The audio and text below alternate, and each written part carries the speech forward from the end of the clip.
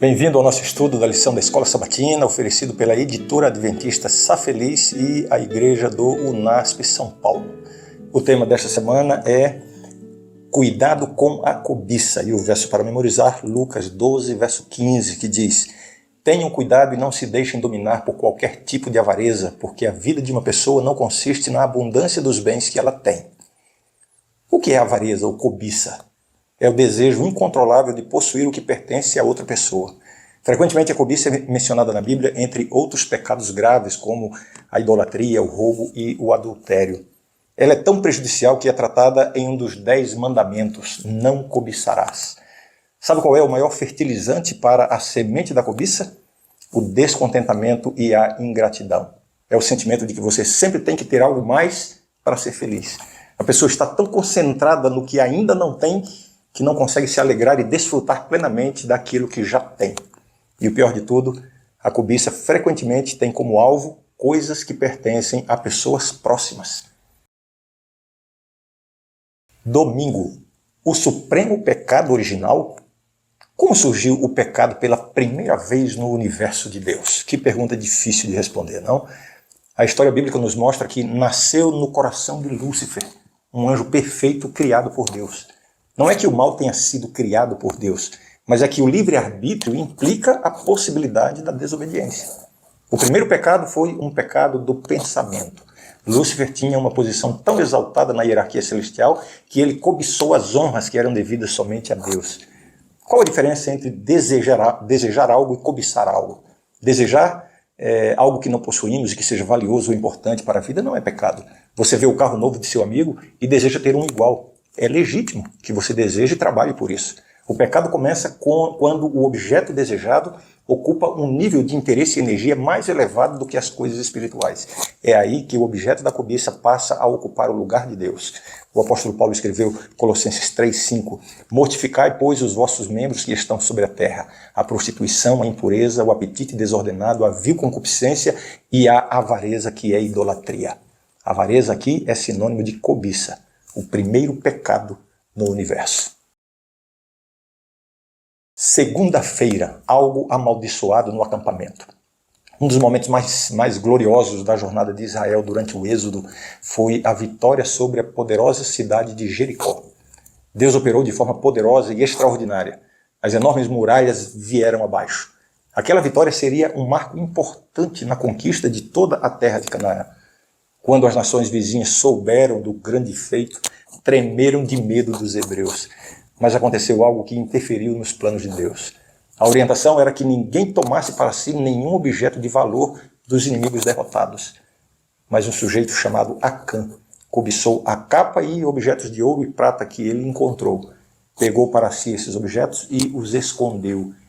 Em seguida, eles sofreram uma vergonhosa derrota contra a cidade de Ai. Deus então mostrou que o motivo da derrota tinha sido a desobediência em se apropriar de algo que Deus havia proibido. A cobiça de Acã trouxe maldição para todo o acampamento. Essa história é mais uma demonstração da gravidade e do perigo da cobiça. Deus quer ensinar para mim e para você da loucura que é adquirir qualquer coisa contrariando os princípios do céu. Entendeu? Qualquer aquisição que passa pela desobediência a Deus não valerá a pena. Pense nisso. Terça-feira, o coração de Judas. Judas se tornou símbolo da rejeição, da traição a Cristo. Ele esteve entre os 12 homens mais privilegiados da história. Muitas vezes se sentiu sensibilizado pelas palavras e pelo amor de seu mestre. Mas a cobiça o venceu. Seu coração foi se tornando tão insensível que ele chegou a ponto de se sentir merecedor daquilo que roubava da tesouraria do grupo. Quando Maria ungiu a Jesus com aquele perfume caro, ele a criticou dizendo que aquilo poderia ser revertido para os pobres. Não estava interessado nos pobres, mas apenas na oportunidade de obter mais dinheiro. A cobiça cega a pessoa, a cobiça ofusca o discernimento espiritual. Até o que é mal passa a ser considerado bom por causa dela. É assim que muitas pessoas vivem, racionalizando com a desonestidade, a mentira, a sonegação e a fraude. Judas sabia que podia ser transformado em seu caráter. Até desejou isso em algum momento. Mas a transigência com o pecado foi pouco a pouco eliminando o menor resquício de espiritualidade que ele ainda possuía. Conviver deliberadamente com o pecado é o maior risco para a vida espiritual. Finalmente, ele cometeu o ato extremo. Vendeu o mestre por muito menos do que o perfume de Maria.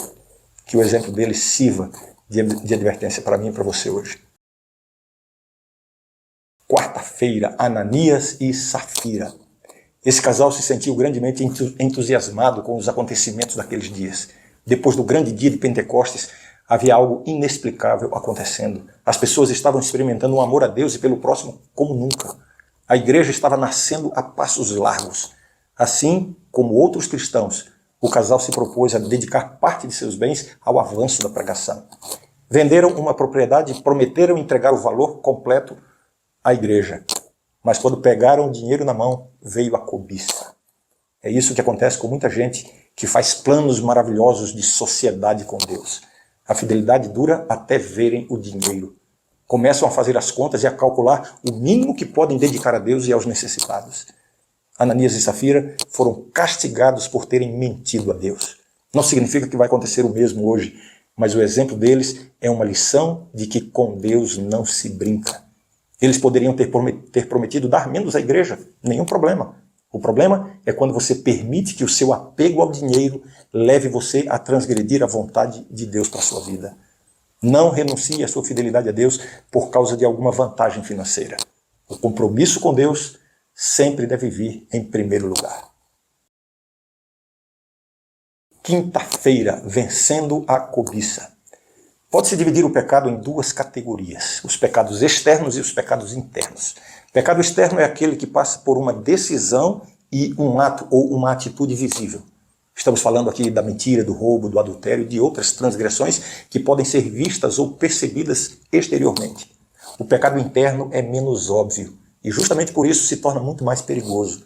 Ele nem sempre passa por uma decisão e sua manifestação é interior. Ele pode até levar a um ato visível, mas ele está lá dentro, no coração, no pensamento. Dentre esses pecados internos estão o orgulho, o egoísmo, a inveja, o ciúme e a cobiça. A cobiça pode ser exteriorizada em pecados externos, como a mentira e o roubo, mas antes da exteriorização, ela já estava lá. Como vencer a cobiça? Tem que haver uma batalha espiritual em oração e apego à palavra de Deus. Não nos deixes cair em tentação, deve ser nossa oração diária, clamar diariamente pela atuação do Espírito Santo para limpar o nosso coração desses sentimentos pecaminosos e transformá-lo à semelhança do coração de Cristo. Faça isso e certamente muitas vitórias serão experimentadas em sua vida. Até amanhã.